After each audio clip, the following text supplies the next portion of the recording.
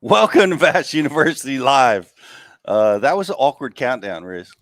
Was it? Extended. What was awkward about it? I mean, it was 5, 4, 3, 2, 1, and one lasted forever.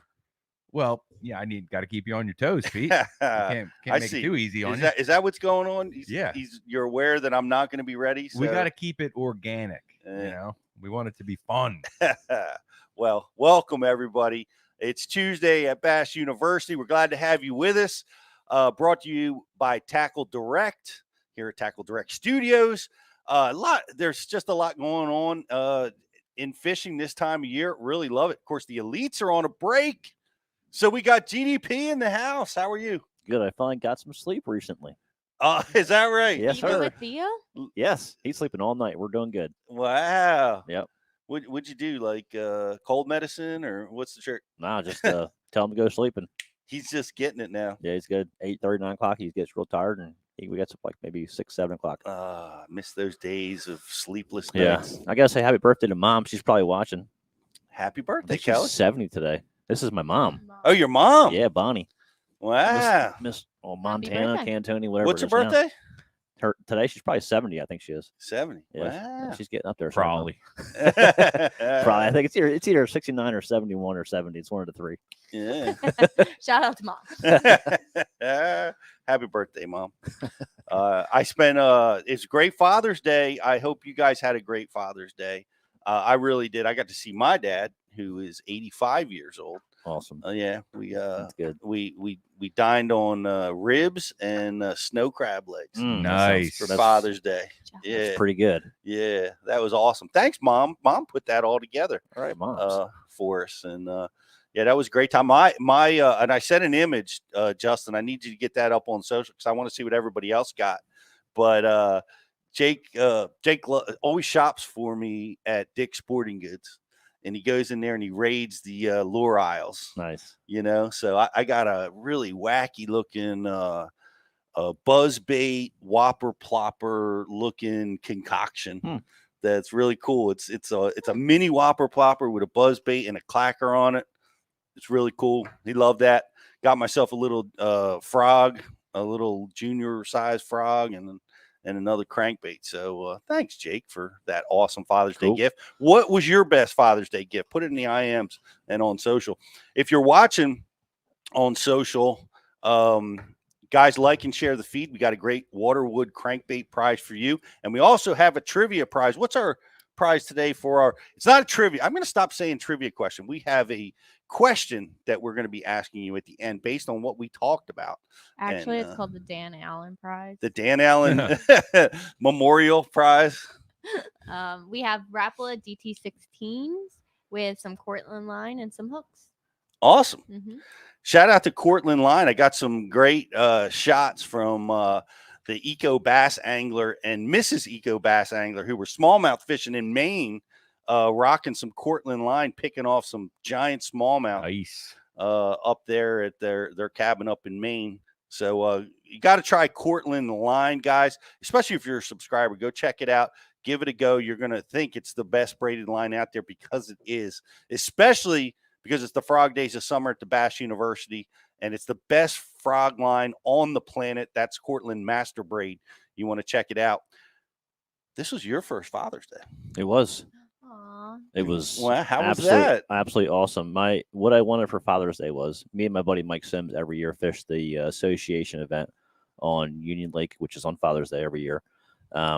And what I wanted was Kelly to bring Theo out to the weigh-in so he can experience his first weigh-in, and he was there, and it was cool. That's cool, man. Yeah, man, it was awesome. Did you weigh him in? I should have. I would have done better. We ended up at third place, but definitely could have used a kicker. That's for sure. Yeah, that's really cool. Well, what a great Father's Day. What won that tournament? 10 pounds. We had 8.5. Okay. What'd you guys have? 8.5. Gotcha. Yep. Okay. Yeah, well, Jake is considering re-entering the Union Lake Ike tournament. This weekend? The youth. Is it this weekend? 24th. Yeah. Oh my gosh, that snuck up on me. Yep. Yeah. Well, I'm his buddy keeps pushing him because he wants to go. Kid that he fished with last year. So That's awesome. Nice. yeah. Nice. So Are you going? we're can't make it gonna this try to weekend. jump back in there. Yeah, Vegas put the beat down on everybody, Mm-hmm. courtesy of GDP with some top secret waypoints. Hey. He's fishing. in there today. He's downstairs getting his tackle ready for this weekend. It's So fishing. tackle prepping. It's fishing different. The water's low. It's about Yep. 8-9 inches low in the lake, which affects that Wow. lake a lot. Actually, Yeah. it really makes the fish different on that lake. Right. That's a big difference water wise on that lake. Yeah. It sure. stops the flow on the Mhm. lake. That's a big thing. But they're really spread out. We were just talking about it. A lot of the fish are still like transitioning. You know what I mean? A lot of fish are shallow still. That would be good for the tournament. Exactly, for the kids. Yeah. It'll be really good for the kids because Jake had caught a short fish and he's still mad at me for not letting him weigh it in. Yeah.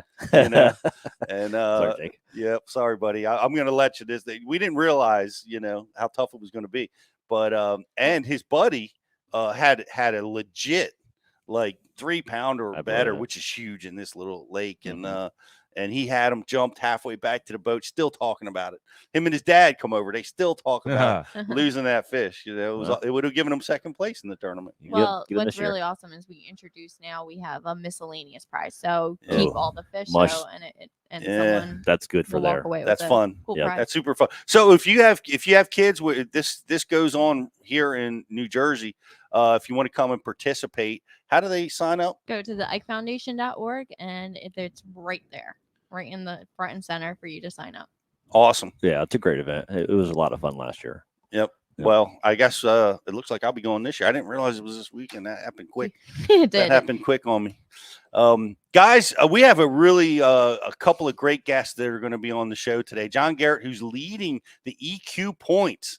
I mean, he has been perfect, honestly. Just in his in the first 5 events of 9, 5 out of 9, he's firmly in the lead with just an amazing year. Can't wait to talk to him about it.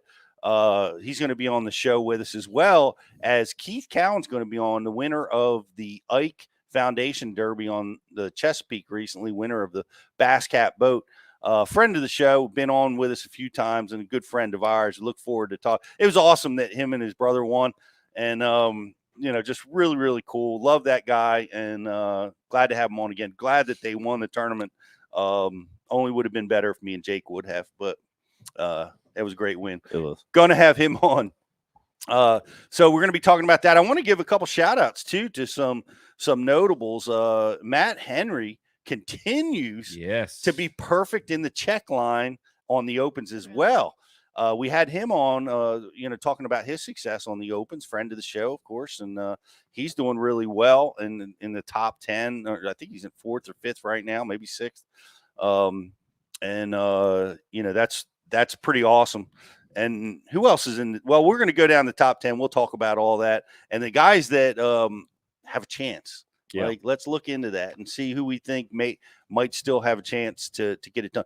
And a big shout out to Ben Milliken, too. So pretty impressive. Just being impressive, getting another check, being steady after winning this year, and another friend of the show. So we're going to be talking with John Garrett, guys. We're going to like and share the feed over on social. If you haven't signed up, do that now. We have the Frog Days of Summer going on at Bass University, and it's going to be going on for a little while. It's a great time. It's frog season right now, just about wherever you are. Certainly up at the upper Mississippi, I imagine the frogs probably would say so. Might play in the Elite and the KAYAK events that you guys got going on. Yep. So get yourself signed up. IMs, chime in. You guys have any questions for John or Keith or any of us? Just chime in there. We'll use your question on the air. We love that and appreciate you guys being with us. We're going to take a quick break, and we'll be right back with the points leader in the EQs right after this. What's going on? It's Riz here from the Bass University, and I am excited to welcome in Waterwood Custom Baits to the Bass U family. These are custom handmade baits in the South Rainforest of Brazil. They're made of Marupa pedra wood. It's extremely dense, it's resistant, but it's also really buoyant. They're made of quality components with a 100% guarantee. They're made for tournament anglers to get it done when the money is on the line. Guys, that was like my second cast with this bait. That's a Waterwood custom bait. These things are handmade in the rainforest south of Brazil. And I mean, as you can see right here, it's a fish catching bait. It's got the front hook. That means they wanted it. This bait's, it's running really true. It throws really well. Guys, check them out at waterwoodcustombaits.com.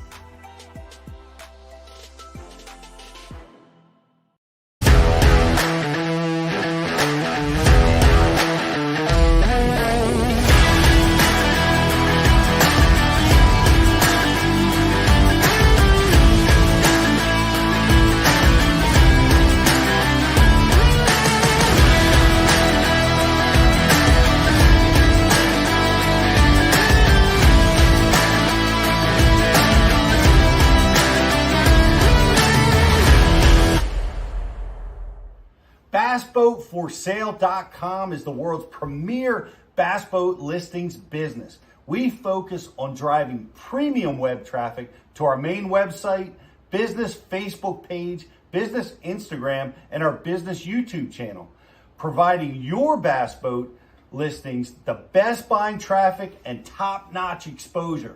Whether you need to sell your bass boat or are looking to buy a bass boat, it's simple. We give boats exposure so buyers shop and sellers list. One-time listing fee, no commission, and boats list until they sell. BassBoatForSale.com. Check it out. AquaView, the leader in underwater viewing technology.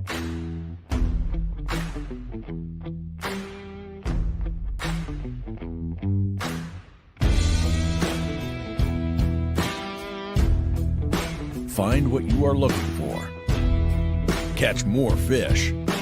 Have more fun. AquaView. Seeing is believing. Why do you love casting fishing rods? I'm truly losing less fish. Is the sensitivity of the rod. That they're made right here in North Carolina in the USA. Strongest, lightest rod, 100% made here in Sanford, North Carolina. From the drop shot rod to the flipping stick, every rod has a purpose to it, and I rely on them all the time when I'm out there in a tournament. Durability in the John Cruz Worming series, the counterbalancing in the handle. It's the only rod I found that can withstand my hook set. Boom goes the dynamite. On the water, not spent fishing is a moment wasted. That's why Minn Kota and Humminbird have joined forces to bring you the One Boat Network. Products that communicate and integrate to help you take full command of your boat. Born from our commitment to making the most advanced fishing gear even better by making it work together. The One Boat Network will help you find, get to, stay on, and catch more fish. When One Boat Network products talk to each other, they can navigate your boat automatically. They can give you a crystal clear view of what's below with no messy wires. And they can let you lower, raise, and change shallow water anchor modes from anywhere on the boat. But that's just the beginning. We're never done innovating, integrating, and making your boat simpler and easier to control. All so you can make every second on the water count.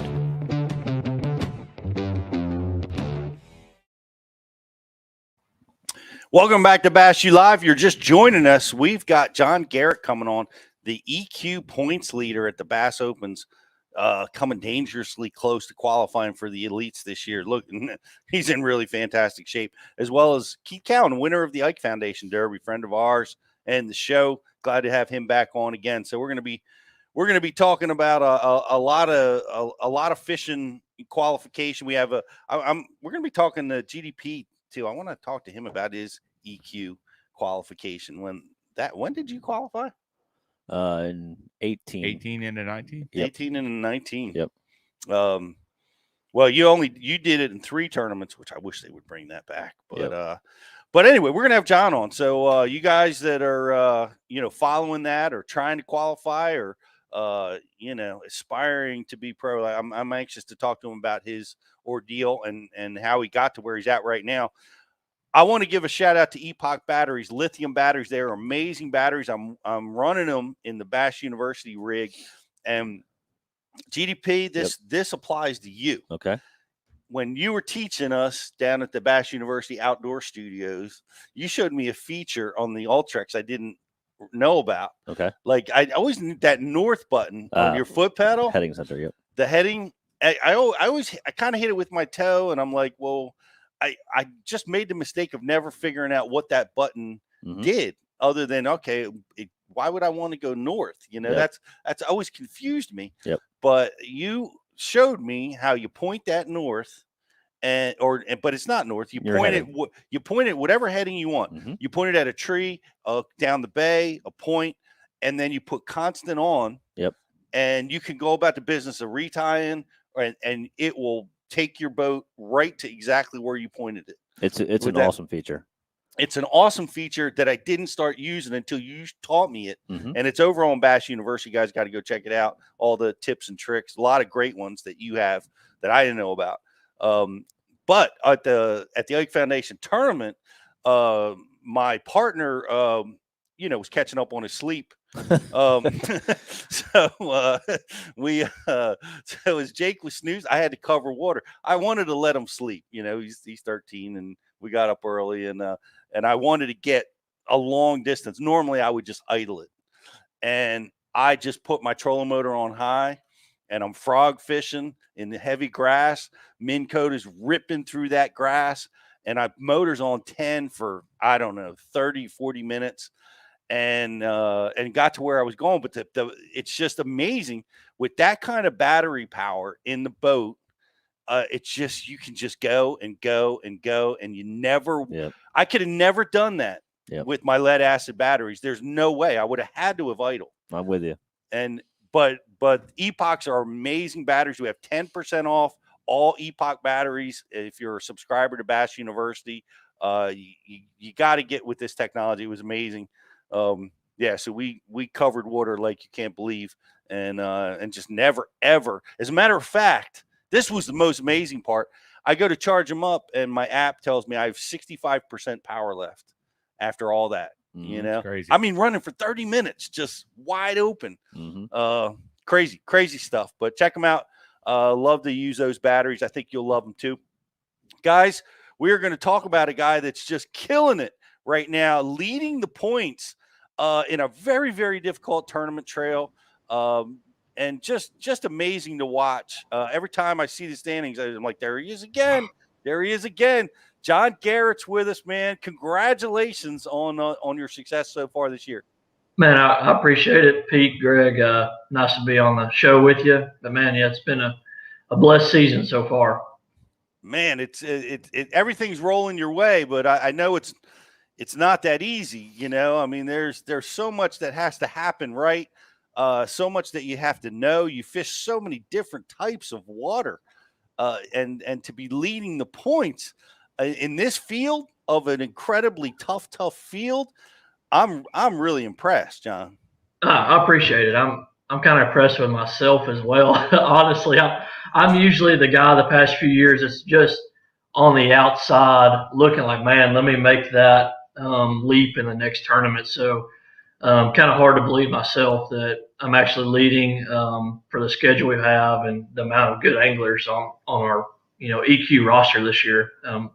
Very satisfied with the year so far, for sure. Yeah, it's been awesome to watch, and this just didn't happen. A lot of guys are probably seeing John for the first time, maybe, or hearing his name. But you started out in the college ranks. We were talking about it before we got on the air. You're one of those Bethel University kids that just keeps pumping out champions. Yeah, we had I guess from my time span at Bethel, man, we had a kind of a stacked team. I'm kind of one of the last ones that haven't made that step into professional fishing. I'm just kind of left behind by my friends right now. But man, we had a pretty good team, and for sure learned a whole lot when I was in college, no doubt. All right, what's the secret? What's in the water down at Bethel that put out all you champions? Honestly, kind of weird to say, it was just teamwork. We had guys from the Ohio River. We had guys from the Ozarks, guys come in from Florida, a few of us local Tennessee River guys. We became just really tight-knit, good friends, and we learned so much from each other. We're all pretty good anglers from our regions, and getting to spend a lot of time in the boat together. Very little time in class and studying, but a lot of time on the water. We learned a whole lot from each other, for sure. No doubt. And no, go ahead. I was going to say, I mean, I'm impressed. I know I know some college teams now, and I'm curious as to how they're teaching kids and running the programs. And I mean, some of the colleges don't teamwork. Like they don't work as a team. It's individual. Like they're all competing against each other, keeping secrets.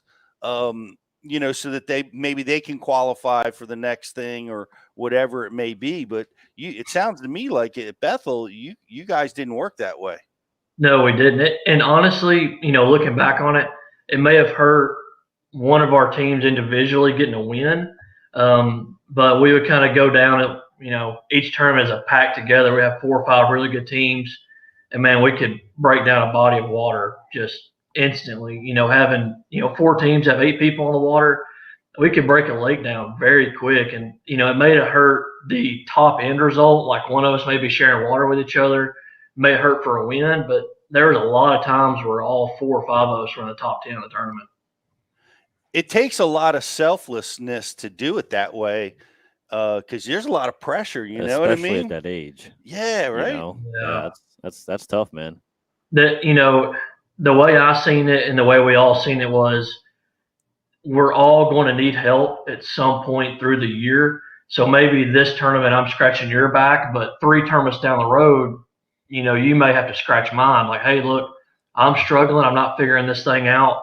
What are you doing right? What am I doing wrong? And, you know, through the 4 or 5 years, there was countless times where someone pulled me, you know, from struggling in practice to help me doing good, and I would do the same for them. Yeah, see, are you paying attention to this, Riz? Because Riz doesn't give us any details about what's going on the Chesapeake. He just asks questions. Standard issue. Don't rock. No doubt. Well, let's go through that. Like, did you guys, like, leading up to a tournament at the, you know, when you were working together, did you guys like have meetings? Did you go over maps, or what was the pre-tournament preparation? Well, I mean, we all, you know, the guys that were tight together, we'd always go and rent an Airbnb, share a house together. And kind of the first approach to the deal was everybody go out and do what they're good at. You know, go out and do your strengths. I love that. And, you know, if the first day of practice, if something clicked for somebody, we'll be like, all right, well, that's working for John, or that's working for Cody or Cole or whatever. Let's keep that underneath their hat. We would keep doing what we're good at for, you know, maybe the next day of practice didn't work. Then we would jump into what's working for them. And, you know, most of the time, one of us would hit the nail on the head the first day or 2 of practice. And you'd share that information, and would you strategize, like, all right, you know, you guys practice this section of the lake, or, you know, even on tournament day, did you do stuff like that? Not really. Sometimes it came down to by the end of practice, if one of us did have absolutely nothing going on, we'll be like, look, hey, we tried this in this area and it worked. I'm not going to be there tomorrow. You might want to try that. But it wouldn't really be breaking down like, hey, you know, we're doing this in different areas of the lake. It was just kind of, we're doing our own thing. And if we caught some fish on secondary points on like a jerkbait or something, we would elaborate with our friends, you know, how deep, what kind of points they look like. Not trying to specifically give up the exact location of the lake we're in, but even though sometimes it would lead that person there, but that's how it usually worked. Man, you could see how information sharing like that can make this process efficient, because it takes a long time to gather that kind of information, but eight guys or more doing it. That's a big difference. Yeah. Yeah, that definitely helps. So John, you know, fast forward a little bit here. How do you take all that and apply it to what you're doing today? Because obviously what you're doing is making a big difference. I mean, you know, this year is a great year so far, but dude, looking back, you've had some really good events leading up to this year. So, you know, me, when I practice, dude, like he kind of said, I can't lock myself to an area ever. I just can't do it. Like if I got a thought and it's 20 miles away, guess what? We're running. So like, how do you apply yourself now, John? You're one person versus 8. You know, what are you doing different, or what are you doing to keep it rolling?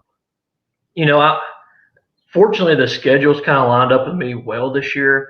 I'm just a really good, well, I hate to say that, but I prefer to be fishing off the bank. I prefer to be fishing offshore. So this year versus the other years, I've been, my past years, I've been really looking hard for right off the bat a place to win. Whether it's a sneaky spot or doing something different. This year I've been kind of doing my research, launching my boat into a, maybe a well-known area or a lake of the area that seems to produce, and fishing the way that I like to fish. And if it's working, I stick to that area. Really been trying to break areas down good this year versus kind of like what I said earlier, running around and fishing where fish maybe typically don't live or looking at real sneaky stuff. I've just been trying to get in a good area, figuring out how to get bites the way I like to fish.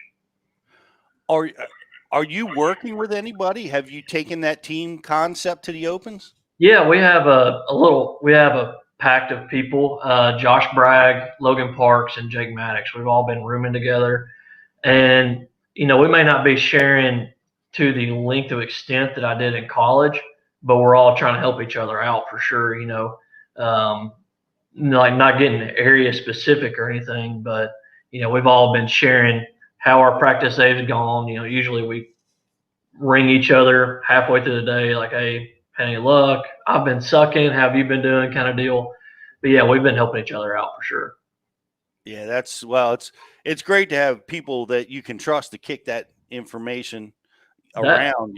That's super helpful. That's the biggest thing is, at the beginning of the season, we're all buddies. We were kind of like, look, we're good with rooming with each other, but we have to be 100% honest with each other if we're going to communicate at all. Because, we're all like, look, we're fine with not communicating if someone's not willing to do that.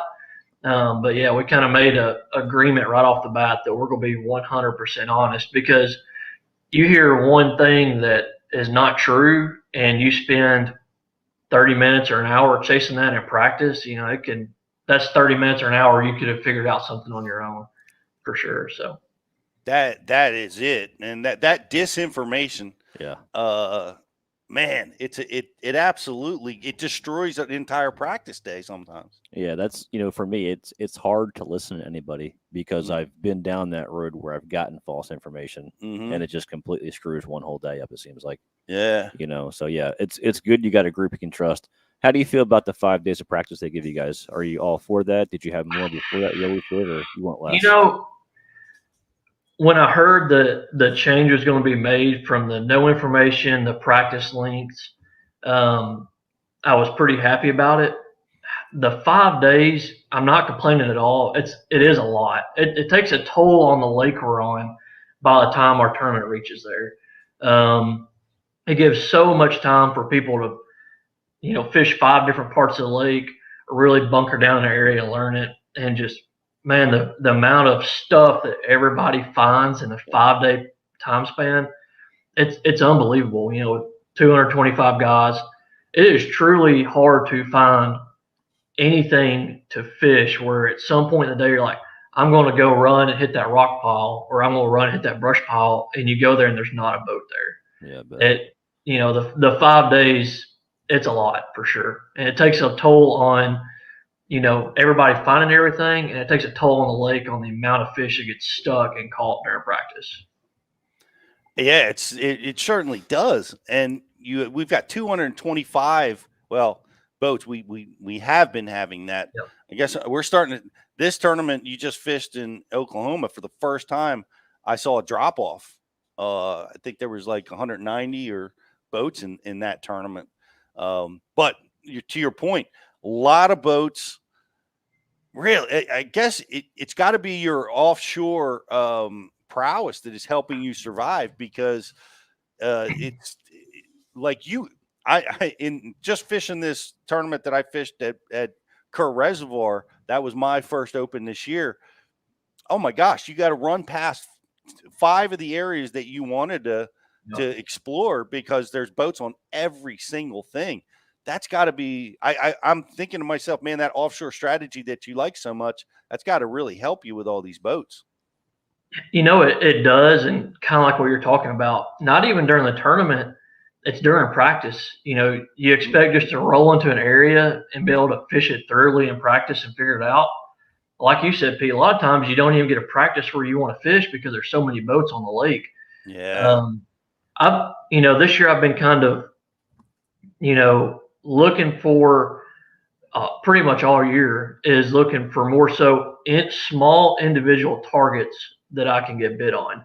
Most of the time I was looking for a big school of fish or a big juicy rock pile or brush pile.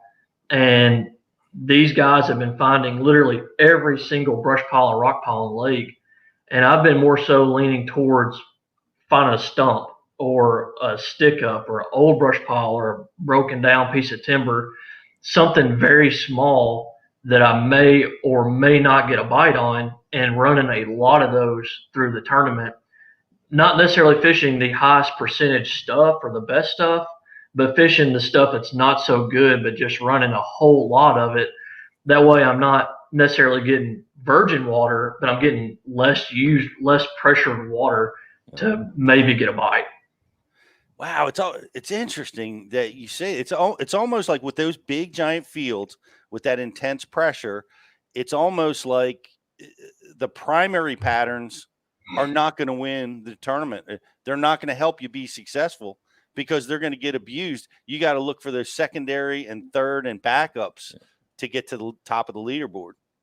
Yeah, the thing that I've been really struggling with in the past is, like I said, was initially going to a tournament looking for a way to win, but now I'm going to a tournament and saying, how can I for sure get 5 bites come Thursday? And, these tournaments are so tough is that when you go out and you do happen to catch 5, you're not going to be sitting terrible in the leaderboard, and especially do that 2 days in a row. And all except one day this year, that kind of fishing small isolated patterns small isolated cover has got me a limit every day except one this year. So, I know that can't go through the whole season. I know it's more of a post spawn deal. But so far that's kind of the train I've been riding. Yeah, well, we got a lot. We have good tournaments coming up, and then of course we've got Watts Bar where nobody's going to catch any fish at all. Apparently, so there's some tricky tournaments coming your way. Yeah. Well, I can tell you, John, too, hopefully this year for you just keeps on going the way it's going. But if you qualify for the Elite Series, you guys got 5 days, 200 boats in the water. The difference with the Elite Series is within 1 or 2 days, the whole field figures everything out. But our guys don't stick fish the way the Opens guys stick fish. That was always a problem for me. You find a good pattern, you find a good bank loaded with fish. These guys just come along in the Opens and they just stick them all. Where the Elite Series guys, most of them shake them off. So if you find something, it's usually there. But like I said, you're not the only one that finds it. So that's the only glory I can tell you about the Elite Series that's going to help you out here. Yeah. Well, hopefully I get to figure that out. I hope you do. You will. I've been this is my 3rd straight year fishing the Opens. And, that transition from, this is kind of the longest I've practiced for each tournament is these, 4.5, 5 days. But that transition from basically 5 full days to y'all get 2.5, something like that, right? 3 now, yeah. Yeah, 3 days. I'm kind of, not really worried, but more so how to manage my time on the water, because with 5 days now, I have so much time to literally pick every nook and cranny of an area I want to fish apart. So, yeah, it'll be different for sure. You'll be surprised at how well-rounded you're getting. That a lot of us guys, like I said, within 1 day, what's going on. Like all of our guys know what's going on in 1 day, and then from there, the next 2 days are putting together the pattern. That's going to follow through what you found. And sometimes, like I said, it changes too. A lot of times on that first day of the event, it's like brand new anyway. But the guys are so good, they can put it together. You're not far off of that. I'm sure you're getting to that point where you show up and kind of like what you think should be happening. A lot of times, honestly, is what unfolds. You get to the point you just get so dialed in on the water. Well, that's what these 9 tournaments are designed to do, exactly. Is to build guys that have the capabilities to be able to adjust to all these conditions. Yep. Let me ask you this, John. You got what's your smallmouth history? I know we've got the Thousand Islands tournament coming up on the schedule. Have you spent some time around Smallies? Yeah, we've had a college tournament at St. Lawrence and an open up there, and I fished a couple opens at Onata. I've done really well at smallmouth tournaments, but all those tournaments I've done really well fishing very shallow smallmouth. Not sure if hopefully that's going to get a play there when I'm up there next week, or next month. But yeah, I've done well in smallmouth tournaments, but I'm fishing where I can visually see them, 99% of the time. What about the rest of the schedule? What looks good to you, and what are you most concerned about? Concerned about all of them, honestly. Every one of them. So, St. Lawrence and Harris Chain are going to be very heavyweight events. So, in my opinion, I can go out and have fish a good day, never get any big bites. Next thing I know, I'm down on the list of the leaderboard for sure. And then you have tournaments like the Ozarks and, Watts Bar, where it's going to take a little weight to do well. So any of those tournaments can go your way or not. I think I'm more concerned on the heavyweight tournaments, St. Lawrence and the Harris Chain, where you have to make those 4 and 5 pound bites happen. Yeah. Well, I think the St. Lawrence, the best thing for you guys and for you is you're locked to the river. So that's going to help you. It's not going to hurt you. Yeah, I guess taking that, consideration of going to the lake and, spending a couple of days of practice up there will, hopefully be able to make a milk run, start on something, hit it through the river, turn back around, hit some more. So I'm sure you'll be fine. Yeah. That body of water in particular is really, really big. I mean, there's 120 miles of river that's going to spread that field out. So we may be it may be able to disperse that fishing pressure a little bit. It will. So have you started looking at the points? Do you do that? Are you a stat guy? Are you looking at what you need to catch or score in the next 4 events? Yeah, for sure. It's hard not to. I hear people say they don't pay attention to points, and some people may not. But like after every tournament, I get home, hit the AOI button, and I see who's where and what needs to be done. And I kind of see, do a little rough math of worst case scenario. What do I need to average to come in ninth, in the points? But, the rest of the year for me is that I want to go out, the first day or two, figure out how to get some bites to maybe not potentially get paid, but potentially not to bomb the tournament. I'm not saying I'm at that point in the season, but if I can go out and just catch a decent limit from here on out, that would be nice for sure. What have you figured you have to finish in order to make ninth? Coming into the season, the few pages on Instagram, everybody were talking on a 50 or 55th place average to qualify. It's not shaping out that way. If you had told me I'd have a 15th place average going into the 5th tournament, I would assume I'd have a 100-point lead, honestly. I'm thinking it's going to take somewhere between like a 35 and 40 average to make it this year. Wow. I really do, because right now, you have to check, but I think it's like a 35 average to sit in the top 10 right now, which is unbelievable.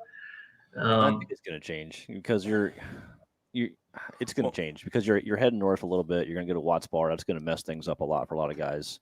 And then down in Florida's just different. I think it's going to still average out, John. I think from here on out, if you get top 50s, dude, I think you're going to be good.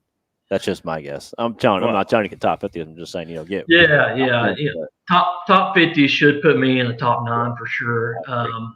Like the last 2 tournaments, I've had good, all my tournaments have been decent this year, but especially this last one, I got home and I was looking at the leaderboard and looking at the points. I'm like, dang, dude, everybody in the top 10 come above me. Keep catching. They come above 30th, so they gain points on me. And I'm like, every turn I'll be like, yeah, it's about to change. It's about to change. It's going to change. And they just keep catching them. Yeah. It is amazing. You guys that are up there they keep catching them.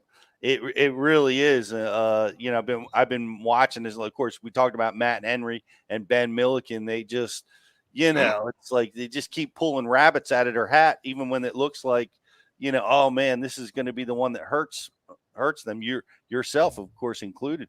You have a 75-point cushion, roughly 75 points on ninth place right now, and you certainly put yourself in a great spot, you know, to do well. But like I said, you got a couple tournaments coming your way that are going to be a little bit tricky. Are you going to change your strategy at all, or I mean, you're just going to keep? I don't see why you would, right? No, I think I'm going to keep things the same. I'm going to, you know, besides the St. Lawrence, the whole river can play. But I'm going to keep putting my boat in high percentage areas and figuring out how to pick a few bites up. And that's going to be just a huge key, especially when we go to Watts Bar and the Ozarks, is just to figure out how to make sure I get 5 in my box at the end of each day. I'm really disappointed in myself. I will say this: at day 2 at Lake Eufaula, I was sitting in second going into day 2. It was the only tournament I've ever been in that I went into day 2 thinking I might win this tournament, and I was too hard-headed. I found a really good place in practice, and I should not have stayed there as long as I did. I only caught 2 fish, dropped from second to 30th with just 2 fish. And looking back on the day, I was like, well, if I would have went and ran some stuff that I could have picked some keepers on, that'd have been some big points towards the end of the year for sure. Yeah, that's a different mentality, you know, because you fish to win, you know, and that's different from trying to qualify. Yep. That's a whole different strategy. I want to ask you the points because I'm not sure I understand. How are the points added for the EQs? Are you just scoring points against the other EQs, or do the other participants in the tournament affect the scoring? No, they do affect the scoring. So, like, if I come in, you know, if Greg comes in first in a tournament, Pete, you come in second, I come in third. Pete, you're not an EQ angler. There's that 1 point gap between me and Greg. So he gets 200 points and I get 198. Okay. You do take the 199 points, but they really don't get added to anything. I got you.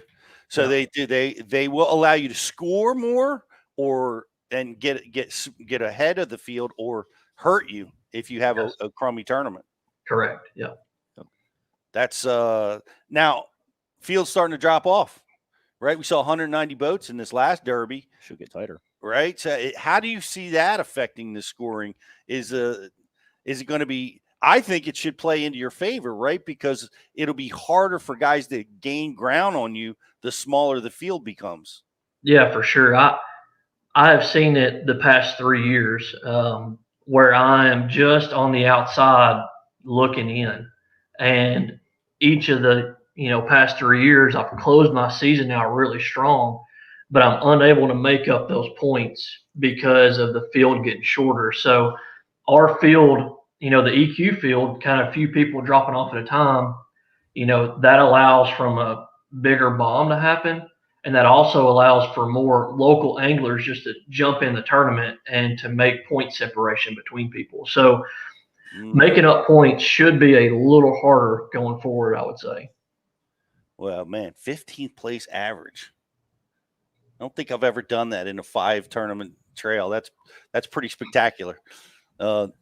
How's the rest of it going? Like, I got to ask you this. What do you do? Are you working full time? Are you dedicated completely as a full-time angler now?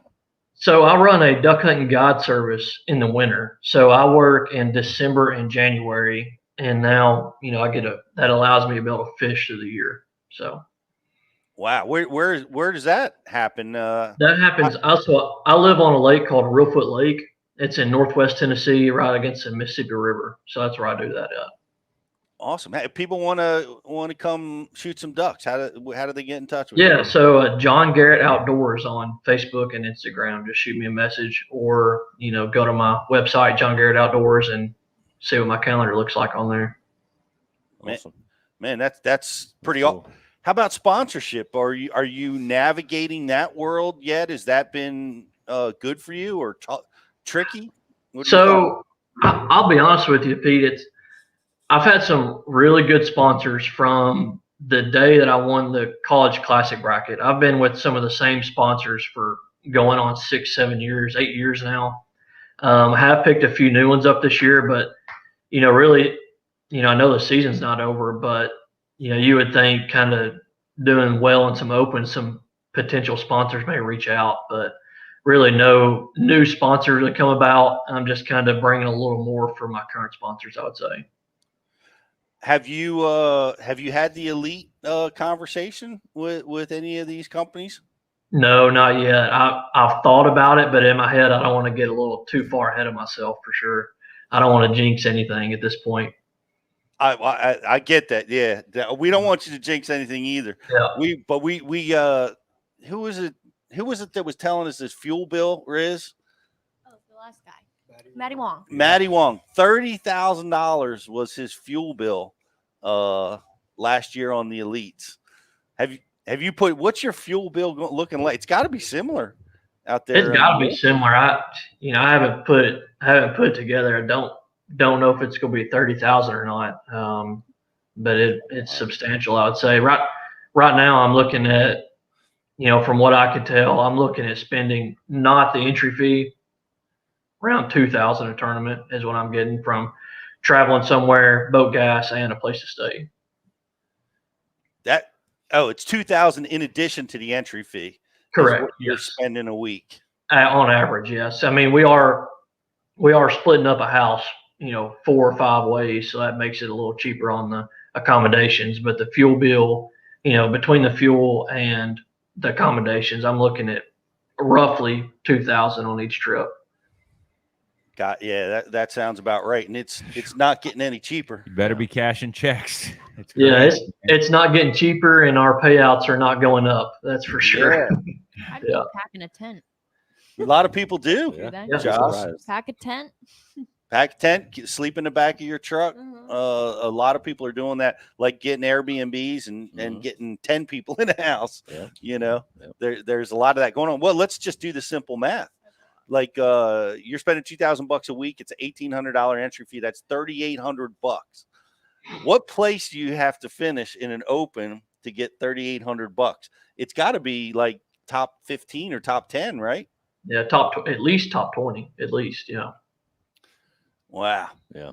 That's so you gotta finish in the top 10% of the field to get your money to break even. Mm-hmm. It's dedication, man. In the opens, it's not an easy road. No matter if you're doing good or not, it's still not easy. Yeah, it's tough. I don't want to ever do that again. And I admire that you're able to do this and you figured out a way to do it, and all the guys that have. But man, I don't like the 9 tournament trail in qualification. I still am of the opinion, and we discussed this so many times, but man, it takes the weekend angler, the family man. It takes a lot of the non-duck guiding people right out of the ability. I mean, to be able to come up with like $50,000 in disposable income to be able to compete, for 9 tournaments. I'm not a fan of that. You've done it both ways. Now, of course, you're dominating, so I imagine maybe you're in favor of the larger tournament circuit. But after doing both, what are your thoughts on that? Would you like to see it go back to 3, or are you happy right where it's at? I could see both sides of the story. I could see where Bass stands on the story, and I could see where the working man stands on it. For me personally, and I did a bunch of math, and it seemed like I had maybe more of a chance with the 4 opportunities, fishing all of them. I had a chance at the overall and the 3 divisions, because if I were to drastically bomb one of these tournaments, I still had 2 other divisions to potentially make it. And you look at guys like Jay, and he came in, fished the central divisions. He made it last 2 years ago, last year, through the centrals, and he's doing very well for himself. He didn't fish all 9 of them for sure. So I'm not trying to step on anybody's toes, but I could see both sides of the story on how it should be and how it's fickle for Bass to make that decision on whether to, do the divisions and, let the working class have a better chance at it, or them make basically another tournament trail out of it. And, and what they were saying, get a better round, well-rounded angler, which, you make it through 3, you've done a very good job. You make it through 9, you've done a very good job. Yeah. I just personally felt like I had a better chance at the 4 opportunities it presented with the overall and the 3 divisions. Yeah, I like the 3. I like it because I feel like it's a dream killer for so many guys to have to compete in 9. It's just not reasonable, feasible by 90% of the population that might want to try something like this, and have a dream of sitting in Greg's seat, So I'm a big fan of the 3. But let's look at some of the names. Man, we got the top 10 right now is you, of course, dominating tight, because Trey McKinney, you guys are, oh my gosh, like you're toe to toe every tournament. Yeah, Trey has been fishing on a different level. It seems like he has been in 3 tournaments with literally a chance to win out of the 5. And I can't say the same for myself on that. I know I'm barely ahead in the points, but he's had an opportunity to win 3 tournaments this year. That's incredible. And it seems like every time I talk to him, he's like, yeah, I get a few bites. And in my head, I'm like, oh gosh, here we go. I got to catch him better than Trey does this week, Yeah, we know what that means. Kenta Kimura is hanging in 3rd, just unbelievable. JT Tompkins, who won the Chesapeake Open, is just killing it this year in 4th. Keith Tuma, Matt Henry, our guy, is just unbelievable, finding his way into the check line. We've talked to him. Even when things go wrong, he finds a way. And Robert Gee, Ben Milliken, who's won this year, sitting in 8th, and Joey Nania. Nania. Maybe it is Nania. I'm not sure. But he just won won. the last one, yeah. Just won the last one. Yep. That's right. Yep. He's in 9th place. And then we've got Kyle Patrick and Cannon and Parks. We've got a lot of guys that are trying to get in. Casey Scanlon, a longtime angler, sitting in 20th place. We've got Bobby Lane, who we've had on the show, talking about how he's going to try to make it. He wants to win that classic. He's sitting in 25th place. Do you think, let me ask you, do you think a guy in 25th place, do you think he's still got a shot? How far was the difference? He's got 756 points, 9th place. He's 100 points out right now, roughly. It's possible for sure. I mean, 4 tournaments left, 90 points. You're looking at making only making 23 points a tournament up. That's very doable for sure. And like Greg said, we got a couple wild card tournaments coming in. Bobby comes through and makes 4 top 25s. It'd be hard for him not to get in, I believe. I know Bobby's working hard to do it, and he's got a lot of experience on a lot of these waters. I know Ish is trying to get in there, and Justin Kimmel. I see a lot of names that I've seen around fishing for a lot of years. Destin DeMarion trying to make his way back to the elite. So, but it's, I guess it can be. I'd like to look at how far down the list you got to be. I guess if you top 10 your way out, you still got plenty. You're still 4 tournaments. It's only a little over halfway through the season. Yeah, one event in Hoover. It's still a lot of guys' game, man. I still think so. Like, you're in that top 30, you're scratching it still to me.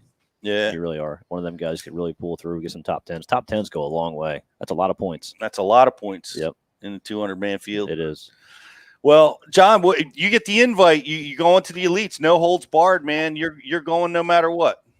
Yeah, I'm going. It's something that I've been wanting to do since I was in college for sure. So might get thrown in with the wolves, might get my teeth kicked in, but I'm willing to go try for sure. It's something that I've always wanted to do. So yeah, well, I think you've proven yourself. we've been looking at your stats a little bit. Your check percentage is just very unusual, and your career earnings over at Bass is extremely high for somebody that has fished for such a short period of time. So, but I want to congratulate you for holding the points lead right now. Man, just great job. It's exciting to watch, and I'll be seeing you up at Thousand Islands, and then we'll both try to catch a fish down at Watts Bar. I'll be joining in that party. But just thanks so much for coming on, man, and just really want to wish you the best rest of the season. Yeah, Pete, Greg, Rich, I'm thankful for being on. Big fan of the show, and hopefully the rest of the season continues to do well. Hopefully we could do one of these after the season if I make top 9. So book it. We'll do it. Yeah, man. We're in. We're all in, man. So thanks again, and good luck at the next one, and we'll see you in a couple weeks. Yep. Y'all take care. Appreciate y'all having me on. All right, Thanks, John Garrett, everybody. Yeah. Thank you. Man, it's just such a God, so tough. I mean, he's averaging 15th place, and Trey is just a couple points behind him. Pretty amazing. And Kenta just a couple more. It's amazing. After 5 events, it's still packed so tight. Those guys are fishing out of their minds. Yep. It's wild. Like if you're a true fan of bass fishing, like I am, you watch the progression of these guys, and it's like, there's a handful of guys every single year. You can just watch them getting better and better. And Yeah. when it's their time, when they're ready, like you're just they're up top every single event. Yep. It's just wild how you can watch these guys grow. And we're seeing it with him, and he'll make it. I think he'll be successful in the elites. I think to Bass's credit, they're going to get exactly what they want. Somebody that's capable and competitive right out of the gate, and on the elites, and that's certainly going to be him or any of those guys that are going to make it. Out of this tournament trail. Guys, thanks. It's been great having you. If you're watching us over on social, like and share the feed. We got a great Waterwood prize for you guys, and I hope you paid attention, because we got a great question that we're going to be asking you guys when we're done, and we're going to be giving away. What are we giving away? Rapala, Cortland line, and VMC hooks. And VMC hooks. Right. Awesome stuff. We're going to take a quick commercial break, and we're going to be back with the winner of the Ike Foundation Derby, winner of a bass cat, $30,000 boat. He's come close so many times in that tournament. He finally pulled it off with his brother. Keith Cowan's going to be on. We're going to be talking about fishing on the Chesapeake in the grass right after this. What's going on? It's Riz here from the Bass University, and I am excited to welcome in Waterwood Custom Baits to the Bass U family. These are custom handmade baits in the South Rainforest of Brazil. They're made of Marupa Pedra wood. It's extremely dense, it's resistant, but it's also really buoyant. They're made of quality components with a 100% guarantee. They're made for tournament anglers to get it done when the money is on the line. Guys, that was like my second cast with this bait. That's a Waterwood custom bait. These things are handmade in the rainforest south of Brazil. And I mean, as you can see right here, it's a fish catching bait. It's got the front hook. That means they wanted it. This bait's, it's running really true. It throws really well. Guys, check them out at waterwoodcustombaits.com.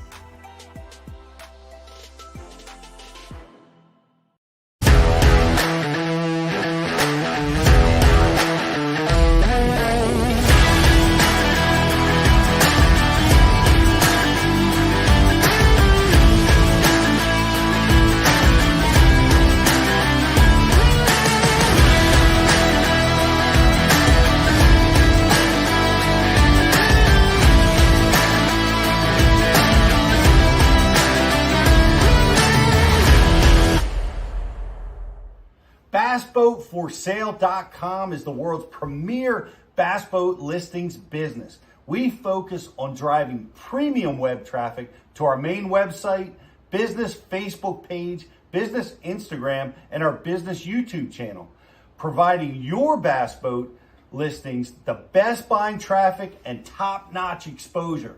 Whether you need to sell your bass boat or are looking to buy a bass boat, it's simple. We give boats exposure so buyers shop and sellers list.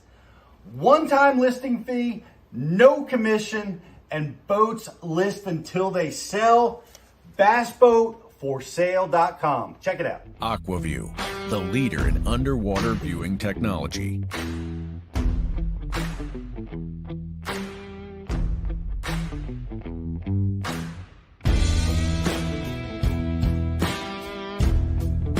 Find what you are looking for.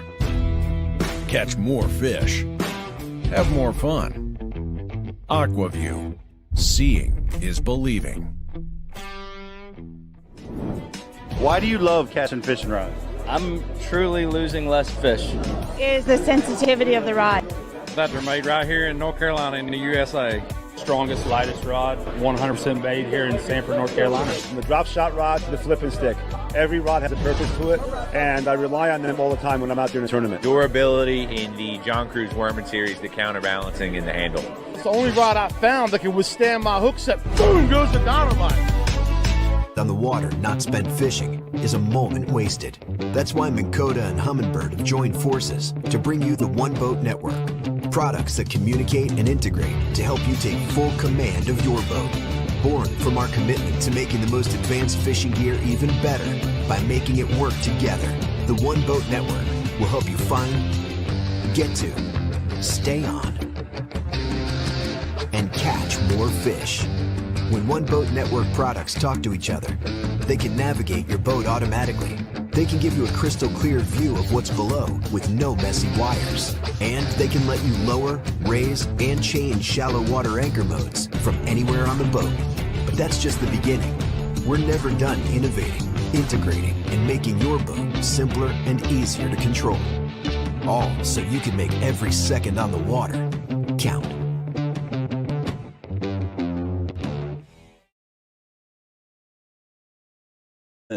Welcome back. What a deal, John, just crushing it. Who had the comment about sharing of information? William Shelby. He basically was asking how that works. Is that technically cheating by sharing information? No. He said, I feel sorry for the guy who doesn't have buddies. He's just out working hard to learn the patterns. Yet here comes another guy who was told by his buddy how to catch them who didn't put in the work. How does that work? What's your opinions on that? It's very interesting, and I get that perspective. But information can be as hurtful as it can be helpful, right? Just like we talked about a little bit. Like here's the deal. The Puma just came on and talked about his mental attitude about tournament strategy and sharing of information. He says even guys that are sharing information, they keep that best little kept secret in their pocket. You know, everybody keeps that little tidbit that's going to help you get over, help you understand what they're doing in their pocket. They don't share that little bitty thing. And what that does is it creates a lot of times you're going down the wrong road. So he doesn't share information. And a lot of people don't like to share information. I would agree. It's hard to find somebody like John and his boy sat down and they had an agreement that they were going to be honest with each other. It's not going to work if we're not honest. And it's 100% true. Mm-hmm. I think a lot of guys, once you get to the level of the opens and you're doing well, or the elites or MLF, man, a lot of these guys don't want the information from some other, angler. Like you're just saying, like for me, I don't like it. Yeah. I like to do what I like to do. Mm-hmm. I like my train of thought. I don't like being sidetracked by somebody telling me one thing or another. It just takes away from me. It just takes away from the day. Yeah. It doesn't work for me. I agree. And I've been fishing long enough now where I can listen to fishing talk. Like for a long time, I didn't want nothing to do with it because it creeps into your head when you're not catching them and you're out there trying. Yep. And there's these information from this guy or that creeps into your head. And then you can lead you down the wrong path so I would try hard to avoid all information. But now I try to be wise enough to listen and, talk to people and just blow it off. Yep. Just like, right. All right. He's talking about frog fishing and it's 40-degree water temperatures. I ain't doing that. I'm okay, great. Good luck in your frog fishing event. That's an obvious one, but I try to be able to just listen through all the doc talk to find something usable. Yeah. You know, Yeah. that might help. And it changes every day. It does. It changes every day, Constantly changing. and it's great that he's able to find some people to work with. And Yeah, we know the Johnston brothers, right? I mean, they're sharing waypoints, man. They're sharing everything. I think that's the biggest thing with, you know, if you're going to work with people, you can't work with 15 different people. You can't work with like take information from everybody. It's got to be tight. And like, you know, it seems like the way that they were doing it in college worked because they were on a team aspect. So like they knew what each other's strengths and weaknesses were and all that, and they could, you know, bounce everything off of each other because ultimately they wanted the whole team to do well. But in a scenario where you're not fishing in that team format where like everybody's kind of competing for the same thing, I think it's really crucial to, like, if you have somebody that you trust and you know your strengths are the same, that's where you can build that mutual trust. Because like if you have two guys that are really good topwater fishermen, two guys that are good grass fishermen or whatever, and you just give them that little piece of information, it doesn't have to be huge, but it's just like white popping frog, something like that, or you know, green pumpkin swim jig. It's like that can be just enough to kind of get you going down the road of like, you don't need to know the areas, you don't need to know the exact pattern, you just get that little piece, and then the eyes open up for you the rest of the way, so you kind of create your own pattern from there. So that's my 2 cents on it. Is I think the smaller, tighter knit is better than you can't just take it from everybody, because that'll send you down a crazy road. We got you. Sean Lay said Pete is a puma. He will attack on a whim. That's true. I'm vicious. He's a white line. You got to watch out for me, Pete Puma. That's another one. I feel that. And here's what I've been victimized by is my information. Like I might talk to somebody, and like I might give you a piece of information, like they're on the milfoil grasses. Keep it simple, and that's very important to me. Right. And I gave it to you, but it's not valuable to you, so you'll trade my information to somebody else. Ooh, that's dirty. Yeah, to get a piece of information. So it's like my information to you is nowhere near as valuable to you as it is to me, and it gets traded away. Not right. Yeah, I don't like that. It's I know it happens. You know what happens, and it's part of the whole scenario. But I'm like you guys. I try to keep. You know, I try to go out and find my own patterns. I try to establish it that way. Yeah. You can't help but get in those casual conversations with people, but true. His policy is best. What are we doing? Are we sharing information? Are we not sharing information? And That's try it. to get everybody on the same. Find out place. what works for you, and that's it. Yeah, exactly. But this guy, we're going to try to get to share some information. He's the because we all want to know how he did it. He won big time. He's been so close to the Ike Foundation. Won prizes. He's finished in the top so a lot of times, and he got the big W. Him and his brother got the Bass Cat and Yamaha. Great friend of ours, our buddy Keith Cowan. How you doing, champ?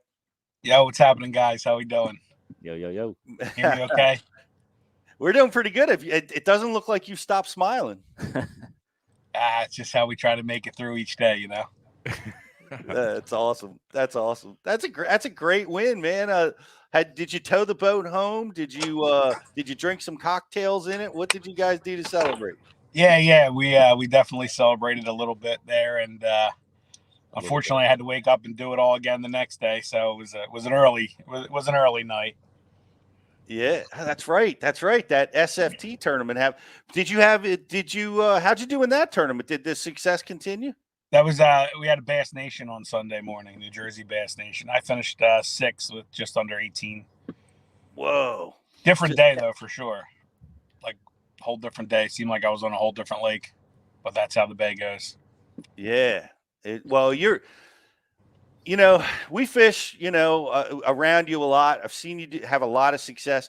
You really seem to shine and tell me if I'm wrong, but this post-spawn, like summertime deal, that's Keith Cowan time.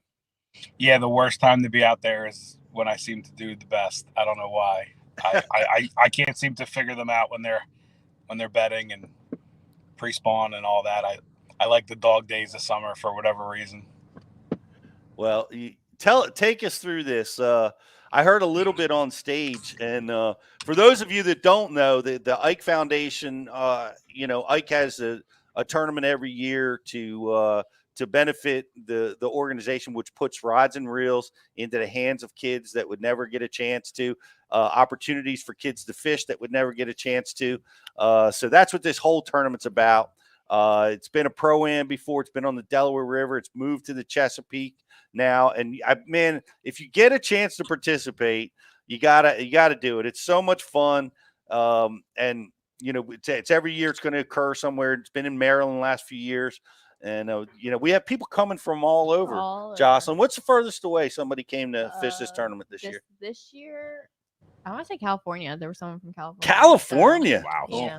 Wow. Yeah. Did they trailer? I don't know. I honestly don't know much about them. But Scott Van Leer, he always fishes our event. He couldn't fish it this year, but he also travels pretty far too. So, we get them from all over, and it's great. It's great to see everyone.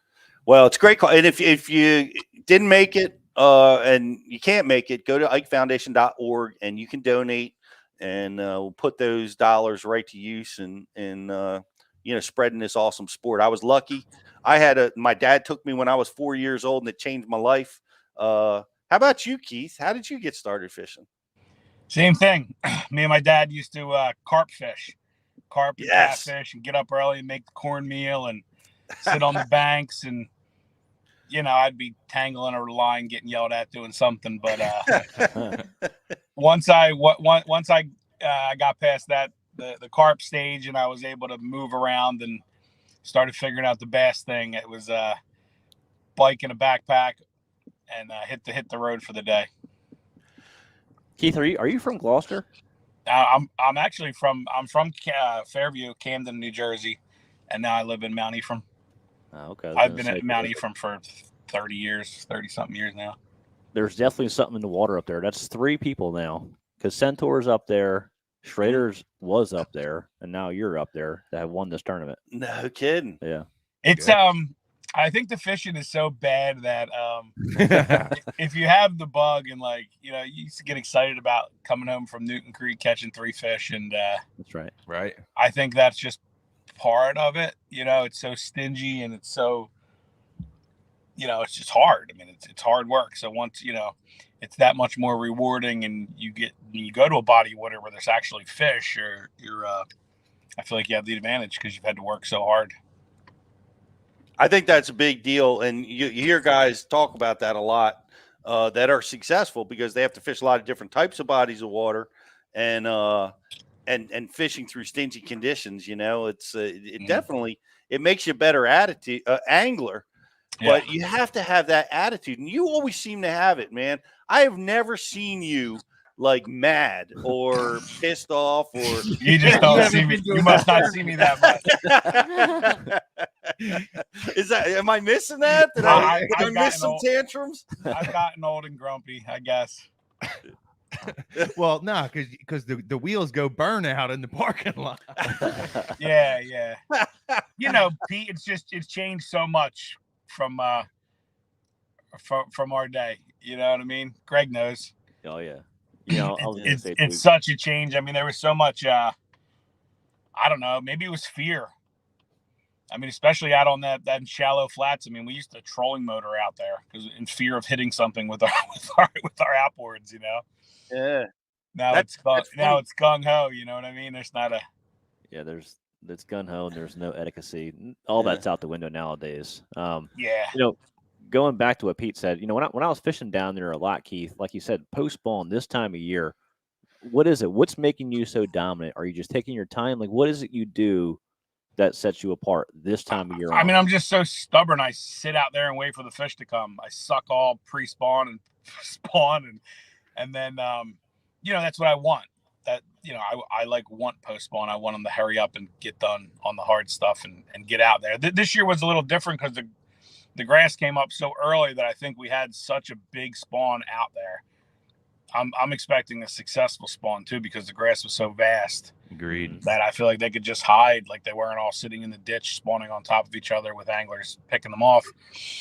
I feel like they they covered that 20-mile flat and spawned all over it. It was kind of a needle in a haystack type thing. I don't think they piled on each other as much as they did this year. So, this time of year, you don't have to give baits out, but are you dragging more than most guys? Because everybody goes out there and burns a chatterbait, burns a spinnerbait, or throws topwater. Like, what's give us a little bit about this. I'm a power fisherman. I mean, if you see me with the worm in my hand, I'm losing. You're losing? Okay. Yeah, I mean, if I'm doing what everyone else is doing, I usually don't have that much success. I mean, I can hang, but I mean, I'll turn that handle till I fall asleep. So one thing that that I picked up on, and for everybody watching, before there was Bass U with Riz, before all that stuff, I was fortunate enough, Keith, to spend a lot of time in the back of your boat, out on the flat, out on the grass, and I'm thankful for that, and also you have a really good practice strategy, and we actually talked a little bit about it earlier this year. Of you're not afraid to get bit out there the day before tournaments. Like, I remember a lot of times being out there with you where you would find your program and it would maybe be in the last hour of a Friday night, and you would leave those fish biting and you'd come back to them first thing in the morning. And it always seemed like that program always worked for you. So like, how do you, when you're out on the flat, you're out on the grass, like, are you just burning it down, covering water, or are you kind of running through like high percentage areas? Like, what is the secret with that? I mean, active fish for sure. I mean, you find them, where they're moving, or where they're setting up, or where they're, reviving themselves. I think a lot of these fish that I'm catching right now are post spawn. They're not up in a foot of water. They're kind of hanging off. They're kind of hanging off. They're on turns. They're on edges. They're on sand spots. Mm-hmm. They're not sitting where they were spawning anymore. That's how I feel anyway. But I'm like I said, active fish. I mean, I can't tell you how many times I've caught them on a Friday night, and it's tough as nails, and start there Saturday morning, and there they are. I like to be by myself too. I mean, I don't. Right. I strive to lead. I don't like to follow. You're really good at finding fish that are catchable the way that you want to catch them, and like you said, that's power fishing. And I mean, it's a nice thing to do, to be able to find biting fish the night before a tournament. And like, that's a practice strategy in and of itself, is finding fish that are in your comfort when zone, everybody else is off the water. Yeah, exactly. Yeah. Exactly. That helps you hide out a little bit too, Pete. Yeah. I had a unicorn. I think it was last year. I actually was close enough that we could talk during a tournament. I think it was last year at the Ike Foundation tournament. I bumped into you out on the water. Which was unusual, because I never see you. You're like you said, you're always off, far away, doing something else. I mean, I try to be. It doesn't always happen, but yeah. And you know what? I mean, the last couple of years, my kids are so busy, and I'm busy, and I am not fishing nearly as much as I was. But I'm still somehow getting successful. I've got lucky, won a few last year. Obviously won this one this year, and that's fishing. A lot of it's fishing history, I mean, I think we won that tournament this week on waypoint 071 from like 2008. That's cool. That's awesome. Yeah. And we have some subscriber questions. Howie Range wants to know, what was your key pattern during the Ike Pro-Am? Well, we had no practice, and I was on the Potomac for a week. So I was dialed. I was definitely dialed into fishing grass hard for a week straight, trying to get that Northeast Regional dialed in with the boys. So, but I showed up with no practice. Yeah, congratulations. Jersey got the win. They won the nation divisional on the Potomac River. They didn't win it. They blew it away. Is that right? Yeah, we did. I mean, that was a 37 pounds or something. They won it by. 33 pounds we won 33. by. That's impressive. It was proud, especially, like I said, we've been to a lot of them, and couple attaboy third place trophies, but it was good to get it. It was good to do it in Maryland, where a lot of us put our work in, and that was special for sure. Awesome. Well, congratulations on that.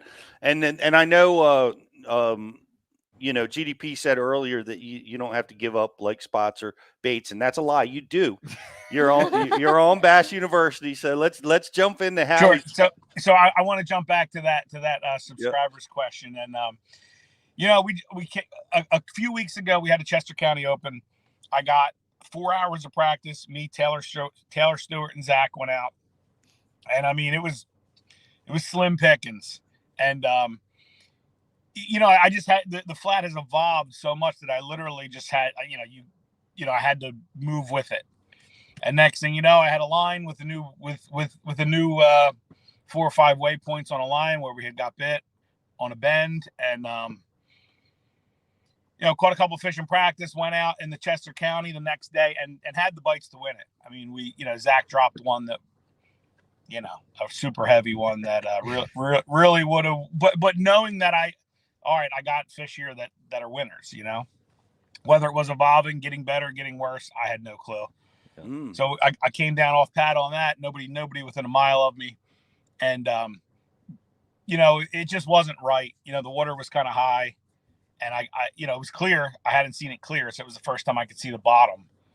And I just knew that it wasn't right. We were boat 106 or 103 or something. The sun was already up, but it wasn't, it was still low light conditions. And I just, I told Nate, put the jackets on. We idled up and just drove straight up. And I wanted to get shallow. And I knew that if we can get some frog bites, that they're difference makers this time of the year. And, got up inside of some other boats, further up than everybody was, and everything looked perfect. I mean, it looked great. The further up I went, the more bait I saw. Then I saw bluegills, and I was like, oh yeah, it's all wow. You find bluegills on that flat, and they were spawning. So I had I had a bluegill spawn going on, and started frogging around. I caught a short pretty quick. I said okay, and then old nasty Nate got a slurp about 150 yards away, of course. And he's using a borrowed rod and reel, and it just seemed like forever for that fish to make it to the net. But got us started with a solid 4.5 pounder. This is great. Let's do it. 10 minutes later, he gets another one 200 yards away. Bigger, he's as far as he can cast the frog, and he hooked it was like 5.7, I think it was. It was our difference maker for sure. And jumped the whole way back, got in the net, frog falls out. Just kind of how it's supposed to be, right? Yeah, not to be. So we're fired up, man. Now we got 2 for 10. We're ready to go. Talk about the frogs you were using. Were you popping style or regular frog? So I was using a regular white popping frog that I had on from the Potomac, and Nate, who you never know with him. You just never know. I didn't even look to see what the hell he was doing. So he catches the second fish, and he says, Guggen frog. I'm laughing. Oh boy. Because I've been making fun. He went out and bought a bunch of stuff for our Champlain trip, and it was all Guggen stuff. So I was just kind of picking on him because I'm an old guy, So he catches the fish. He's like, Guggen frog, and we're laughing. And it turned out a little while later, it was a Boyd Duckett frog. It wasn't a popping frog. It was a big, giant walking frog with a rattle in it. White belly, greenback, nothing I've ever even seen before. So I don't think it would have mattered. You could have threw your shoe out there. Yep. And glad he brought it that day though. He got them 2 in the boat, and then I swung around, and then it was my turn. I caught one probably 4 and a scotch on the frog. So we start out with 3 for 14. Yeah. And it's an hour into the tournament. Tide starts slacking off, you know what I mean? I'm starting to see some of the activity dwindle, and I knew that there was some fish out on that edge I had found a couple of weeks before. At least I had hoped that they were. And we did what I thought we could do up in the front. The tide was really starting to fall out, and I was kicking up some mud. I was starting to damaged the area a bit. And so I decided to head back out to where I started, just got on the idle. And it wasn't long. And we you know, it was low tide. The grass was standing straight up, just about slack. And you know, like I said, I got on that little bit deeper edge, and we started throwing a swim jig around. And you know, I think I caught a 4-pounder, and then, you know, Nate caught another 4-pounder, and, you know, we just kept upgrading, getting rid of the 3s for the 4s. And I think by 9:30, it was all she wrote. What do you mean by damage? What do you mean by damage the area? I was just blowing mud all over it. You know, it was running out of water, and my trolling motor was kicking it up. And, you know, so what's you don't want to damage it because you want to come back to it again when the tide turns. I felt like, you know, maybe it was a little too low for the area. I feel like the fish that were in there weren't there for any reason other than to feed, so they were moving out with the tide. Yep. Very good. So we're swim jigging.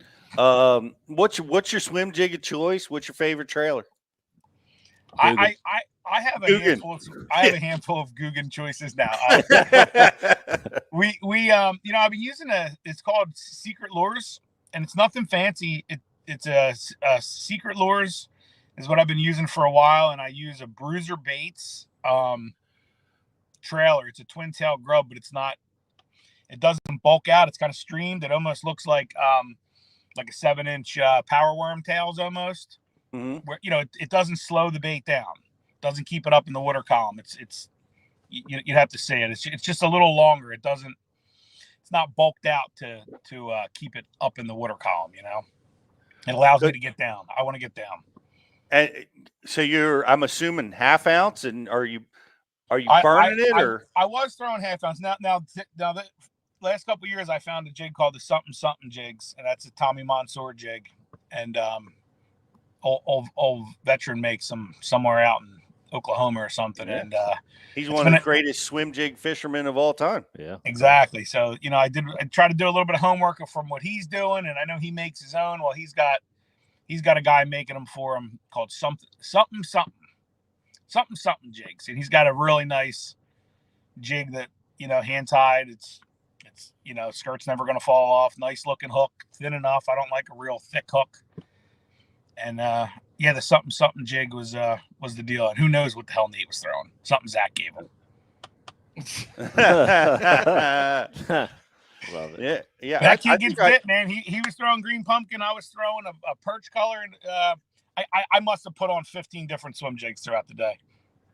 You know, clouds come out. I get a little white in there, and, you know, sun pops out. I want to get a little green pumpkin, a little black. I mean, I was 3/8. I was 1/2 ounce. I was bouncing around with what I was doing, trying to get comfortable. I think a protest is in order here, guys. I don't think you know, we all thought you won on a spinnerbait. I don't think you should be allowed to win on a swim jig. I love a spinnerbait, but it hasn't been doing it for me yet this year. It's coming though. Yeah, it's coming. That's awesome. So, man, 9 o'clock in the morning. So, wait a minute. When was low tide? How did the tides play in? Was incoming a factor, or was it all out? I mean, like I said, I didn't have a lot of practice, so it wasn't like, all right, this is done, let's go over here, you know. And I didn't run tides. I didn't try. Like, I kind of just hung out, and you know, I kept trying to creep back up and get some more of them frog bites when the tide was coming in. It just, I had a hard time on income. Now, the following day, that Sunday, I caught all my fish on incoming tide in another area, but, you know. Interesting. So frogging and swim jigging. Low tide was probably 9 o'clock or so. Yeah. Okay. Something like that. Something like that. And yeah, I mean, the area that I've been catching most of my fish on is better at low tide because it's deep. You know, it's like 5-6 feet at a normal tide, at a high tide. Right. Well, that's good stuff. I know we stepped on the questions, Jocelyn. Did we have any other IMs? We did have one more from William Shelby. He said, Keith, what was the main difference this time that got you the win from years past? You know what? It's a great question. I don't know that I have the answer to that, other than you know. I think I have the answer for you, Keith. Go ahead. You just showed up and you fished the conditions. That's what I think it was. That's exactly what we did. There was no plan. There was just get out there, drop down, and start sniffing around. Love it. Well, it's the best way to do it, dude. Yeah. Well, and I'm telling you, like I said, you know, I've been showing up with less practice and less work.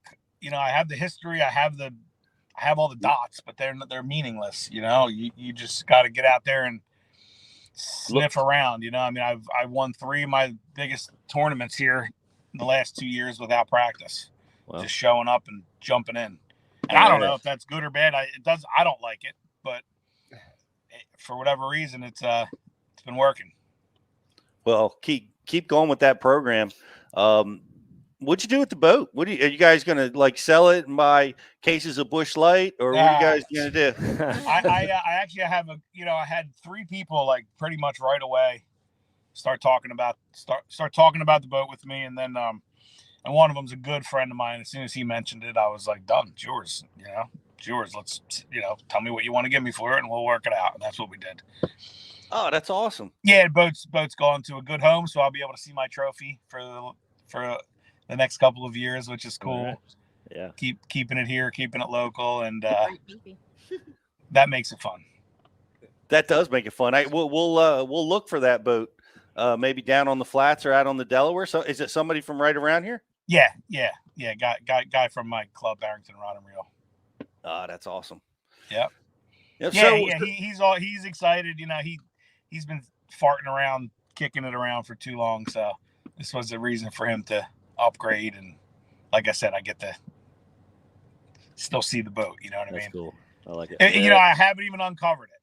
I covered it. I don't even want to get attached to it. You know what I mean? Centaur saying, well, what about your backup boat? You need a backup boat. I'm gonna have a hard enough time getting my first boat in the water, you know. Mike has no kids. That's why he's got a backup boat. Mike's married to fishing. We know that. That's it. Yeah. That's too many oil changes, too many tires to repair, trolling motor and sonar units to install. Too much. Like I said, the worst thing to do is have that boat sit there. So, you know, I didn't want to do that. It has a nice home, and you know, it'll get used. Good. So what's the future for you? Are you taking on the Opens? You just gonna dominate down the flats forever? What are your plans? What do you want to do? You know what, Pete? I have no idea what I want to do. You know, I mean, I try to.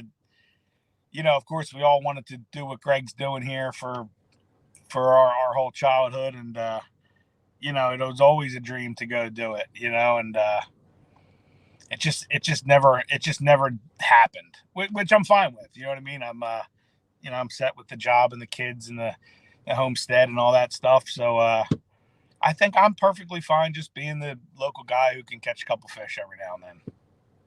And well, you certainly do that. We gotta work on your pre-spawn and your fall skills. That's right. That's right. That's it, right? You get that dialed, you're gonna be unstoppable. Yeah, but then I got to share stuff with people and see them and talk to them, and you know. That's the truth, because that time of year you got to get close to catch them. Mm-hmm. Yeah, trust me, it's a love-hate relationship. I mean, you know, I've died on that flat plenty of times, and when she's good to me, she's good to me. Well, that's I'm impressed, and congratulations to you and your brother. Did you have a good Father's Day? That's cool. Yeah, absolutely. We went and got about a bushel's worth of crabs, and went over to Mom and Dad's, and you know, got a little sunburn, drank a couple cold ones, and relaxed. Man, how about you?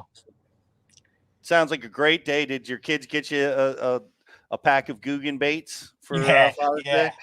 Yeah, pretty much. Yeah, the Guggen baits. Well, it's pretty awesome that your dad took you carp fishing when you were just little, isn't it? Yeah, without a doubt. Absolutely. I remember seeing a bass on a bed and grabbing him and saying, "Come here, get down here. What is this? You know, like, what is that fish?" Right at the spillway of Hopkins Pond. And we went in the box, and there was a little daredevil in there, and you know, red and white spoon, threw it on. He says, "Cast and reel it by him." And I mean, when that fish went and ate that bait, I was hooked. That was it. How old? Awesome. How old were you when that happened? You know what? 7, 6. Yes. Young. Hooked. Young for sure. Yep. Well, Yeah, how are your kids? Do your kids fish? Yeah. I get the girls out now. You know, they're part timers, but I make sure that they get to hold a couple fish for some pictures each year. They're more want to get their tan on, you know, and they lose interest much faster than they used to, but I'll take it. That's all right. You got the Go Fast boat, the sandbar boat. You guys still rocking that boat down there? Yeah. Yep. I'm finally a boater. I was pretty ashamed to do that, but when we went and bought the Bayliner, I had to do something because it was either that or put a bimini top on the Bass Cat. No, good choice. Good choice for sure. I like it. That's all right. My son, we spend a lot of our day just driving around, jumping the boat wakes. That's yeah. Sometimes this time of year, I say let's just take a ride and turn the air conditioning on. Yes. You know, when them bugs start sticking to your sweat and sunblock, it's time to take a ride. Yeah. Yes, sir. Hey, man. Well, congratulations. Thanks for taking time and hanging out with us, guys. man. It's always a treat. It's good to know you, and just proud of you for dominating that tournament and winning such a big deal, man. It's pretty awesome to see. Yeah, that was cool, man. I got a lot of people reach out, a lot of kind words, a lot of hey, man, you deserve it. So, I mean, that's pretty cool to hear it from your buddies. Yeah, you're one of those kind of guys. You can't help but root for you, you know? So I try to do the right things, Petey, you know what I mean?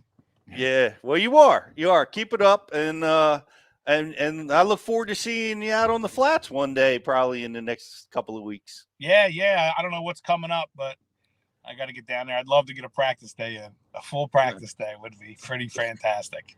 No, you can't practice. You know what? I probably shouldn't. You're right. Yeah. Hey, man, we'll keep it up. Send congrats to your brother for us, and we'll catch up with you real soon, buddy. Thanks, guys. All right. Have a great day, Keith. Champ. Now, I want to hear from you, Greg. How did you think the tournament went? Yeah. The Ike tournament? Yeah. It went good. We had 15 pounds. It's kind of crazy. The day before, like he kind of said the weather changed, but like there was this one clump out there. The day before I caught a 6-1 off of it. Mm-hmm. And I line up on that clump in the tournament. It was like my first cast on it. I hooked the same fish again. I get it up and I'm fighting and it comes off. I'm like, you got to be kidding me. Oh, man. No, same you could have won.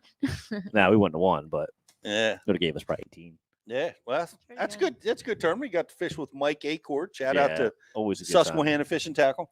Always a good time, Mikey. Yeah, it was a good event. It's always great. Good. The weights were low, and then all of a sudden they started coming in. Do you think it was a flight? The tide made a difference. Yeah. Yeah, I wish we would have registered later. That's how you guys do it. I'm not sure. No, we do actually randomize. It's random? It's randomized. Okay. Yep. So Kate downloads the Excel sheet, sends it over to Dave. They do it random and they put them in the flights. All right. Yeah. So no, don't have to worry about signing up early or late. All right. Duly noted. Well, we'll be there next year. Guys, get in that tournament. So much fun. It's you got to do it. It's $300 entry fee and you're fishing for 30 grand. It's pretty awesome. And all that money goes directly to the Ike Foundation. So it is a donation. So cool. Excellent. And guys watching over on social, last chance to like and share the feed. We're going to be giving away a Waterwood crankbait prize for that. And then we have a Cortland VMC Rapala prize going out to for the first prize, which is pretty awesome. They also have, this is Silent Flip from Cortland line. You guys are flipping in the grass. This line was designed for that. It's quiet. It's quieter when it's coming out of your eyes, but in particular when it's hitting that cover, it's just quieter, and it's going to be allow you to be more stealthy. You want to check it out. It's a 16 strand. You want to check out the Silent Flip from Cortland. By the way, we're going to ask a question here real quick. Can you pull up that picture? Yeah. 9 pound. Did you guys see this? I know it's going around the internet. Oh my gosh, a 9-pound smallmouth was caught as part of a 32-pound stringer on Cayuga Lake, which is right by where Cortland line is. Wow. Just absolutely amazing fish. This was done after the MLF was there. breaking records with our Adrian Avina winning that with just a monster, like 104 pounds of smallmouth he caught. You can't even Look tell at which that. one is the 9-pounder and the stringer. They got Isn't that something? That's insane. And you look at that 9-pounder, like I think it's the one in his right hand, but its belly is somewhat concave, like it's a female that dropped her eggs. Dude, that thing is like that. Wild. Yeah. That thing is huge. You know what I didn't know, and we talked about it with Adrian, but those big smallmouth are males, the ones that are Really? Yeah. I didn't know that. I didn't know that either. The females apparently drop. They drop and go at night, and it's all males. That When they're we had catching. Chad Pipkins and Garrett Paquette on the show several years ago, they said that same thing, that all those big ones you catch on bed for smallmouth, males. You know, I remember that now you say that. Yeah. It's crazy. Yeah. They're so big. They are. They're just so the gobies. They're just like vacuum cleaners. Just the smallmouth just going around sucking up those gobies. Pure protein. And I wonder how old that fish is. Getting big. You know, I always guess on the fish of that size that they're, you know, somewhere around 15 to 20 years, 21 years. Like we heard was the oldest bass on record that, I don't know, some of the biologists I was talking to. I don't know if that's a actual fact, but 21 years is as old as they get, you know? So I'm thinking that those smallmouth are probably in the 15-year range. That's an old fish. It is. You know, because they get wrinkles too. Like I've seen them. Do they really? They get like they get wrinkles on their face. They start driving when they funny. get that big. Come up, they're all grumpy. Yeah. What do you want? Sounds like me. A bunch of Pete's rolling around out there. That's all right. I'd like to stack my live well full of them. Pete Pumas. Stacking full of Pete's. What you got a question? I do. What's our question for I today? do. All right. Guys, pay attention. This trivia question's pretty complex. Okay. So if you were paying attention to the show, John Garrett qualified to fish a Bassmaster Classic through his college angling career. What we need to know is what lake did John Garrett fish his classic at, and who won the Bassmaster Classic that John Garrett competed in? What lake did John Garrett fish his first Bassmaster Classic on, and who won that event? Goodness gracious. That's a good question, Riz. That is a good one. Do you have any kayak? Need both tournaments answers coming in the same message, not half and half. Okay. All right. Yeah. So you got some tournaments coming up. You're going to Yeah, I got lacrosse coming up for a kayak. It's July 8th and 9th, which should be a really good one, as long as it doesn't flood or do something stupid there. And then it's back to the Elites, Lake St. Clair. Excellent. Can't wait. St. Clair. It's the Northern Swing, and this is the first year. We got 3 Northerns. We Yeah. got St. Clair, Champlain, Thousand Islands. Whew. Yeah. Fun. Man. Always oh, wind man. don't blow. Yeah, well, that's part of it.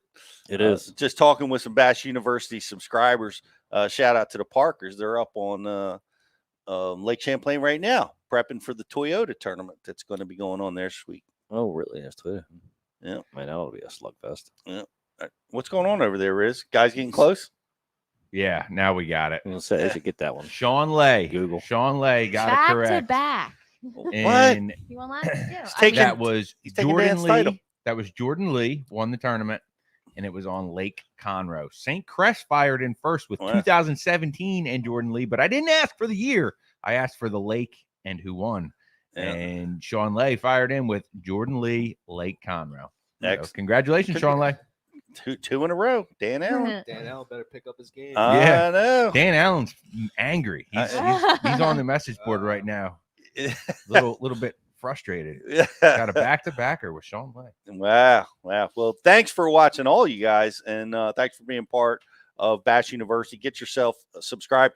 Rich, what's happening this week at Bass University? Man, we got some awesome stuff going on this week at Bass University. Our seminar release for this week is none other than our good buddy Lee Livesey, and that is a classroom seminar talking about top, middle, bottom, all 3 columns of the water, how to fish each one of those effectively through the seasons.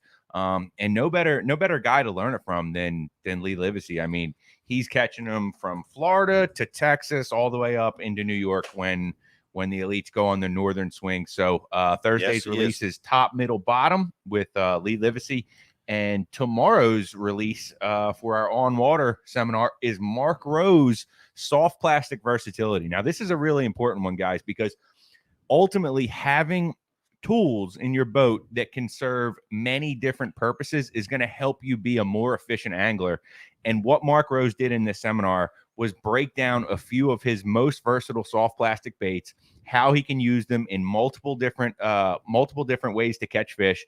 And it's all the same bait. You can use them from swim jigs to flipping baits to Carolina rig baits. A lot of versatility out there in soft plastic baits, and Mark Rose broke down how to be effective with all those techniques. First time teacher at Bass University yep, as well. First time teacher Mark Rose, but a very, very well accomplished angler, and we're happy to be presenting him out in the Bass University lineup. Excellent. So go get yourself subscribed. It's the Frog Days of Summer. We're hooking you guys up with a Bass University hat and 2 Spro frogs. Yes. No Guggen Squad baits yet. Maybe next time. But I want to get that bait. I got to get it now. It's like a mega rattling. Oh no, it wasn't a Guggen bait. He said it was a Boyd Duckett bait. That's right. His brother had the Guggen. That's right. Well, like no, his brother had Guggen, but he was throwing that Boyd Duckett bait too. And shout out to Justin Hurant, who you heard in the background. We haven't given you a shout out, Justin. I'm just hanging out on the couch back here, listening to all this great information. That's right. Awesome. Well, before we go, we do have our like and share winner. Our like and share winner today is Chaz Carrington. Thanks for watching, Chaz. Thanks for liking and sharing the feed. Want to wish GDP the best of luck. Thank you. Happy Father's Day. Thank again. You as well. Thank you. Good luck to you. Good luck to Riz, Justin. Future dads. Yes. And we also, what's our kayak release this week? Riz? That's a good question. We've been launched into the Bass University kayak. I know a lot of our subscribers have been asking for it, and we have a lot of great new subscribers probably watching today that are in the kayak community. Yep. And we have a Friday kayak release from. Yeah, we do. This week we're releasing Drew Gregory spinnerbait versus chatterbait. When to choose the spinnerbait, when to choose the chatterbait. Boy, that's now, a Pete, tough decision. Your answer would be when they're biting a spinnerbait, you throw a spinnerbait. When they're biting a chatterbait, you throw a chatterbait. It's simple. But Drew broke down the reasons why you might want to choose one over the other and the things to look for to make you choose that. And he's got a unique approach to how he fishes that out of a kayak. You simply just cannot do the same things out of a kayak that you can a bass boat. So you got to make little modifications. Well, at least Drew does, and he does, and they work well for them. And he's proven he can put some fish in the boat making those modifications. So check that out. Drew Gregory spinnerbait versus chatterbait. I also want to give a shout out to Yak Attack. They have American-made high-quality kayak fishing accessories. If you sign up today, you might get a little something from Yak Attack. So Yak Attack. Go ahead to Bash U. That's right. Go to bashu.tv/kayak. If you're a kayak guy, you want to sign up through there. And thank you, Yak Attack. It's awesome to be partnered with such a great company that's living in the kayak space right now. And there might be some products that are coming out for standard boats coming from Yak Attack soon. I don't know. Maybe I heard something. Maybe I didn't. And if you want more of Pete, check out the Serious Angler podcast tonight that you're doing. That's right. Kayak stuff. Can't get enough of the Dean, so everyone tune into that one. Yeah, I love. That's debatable. I'm just kidding. Hype it up. We're going to be talking more bass fishing tonight. Check it out. It's the Serious Angler. We're going to be filming it tonight, and they'll be releasing it very, very soon. And you can look for that wherever you get your podcast. By the way, download the Bass U app. Go check out the Bass University live on wherever you download your podcast. We're available there too. I know a lot of you guys are listening to this, and it's awesome. We have a big family of listeners over there in the podcast world. Absolutely. And just want to give a congratulations out to Nick Hatfield. We've had Nick on the show before.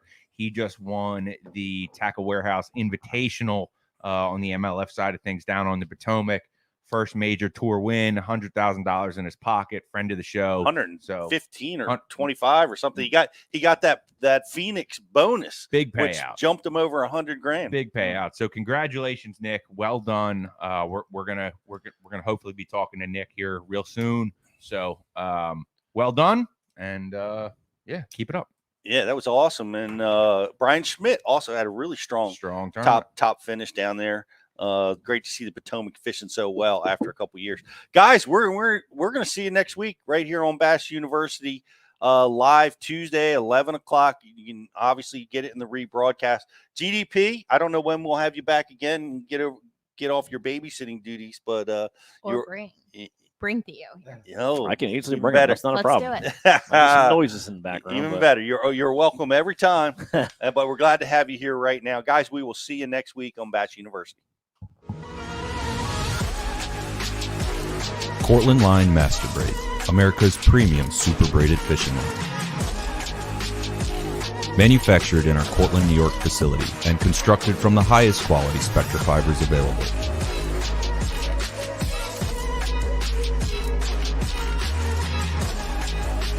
Cortland Line Company, made in America since 1915.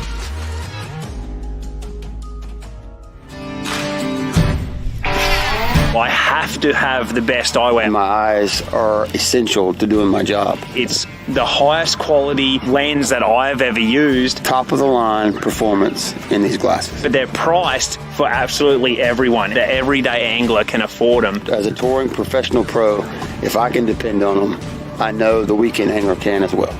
Hobie eyewear, built for the pros. Price for everyone.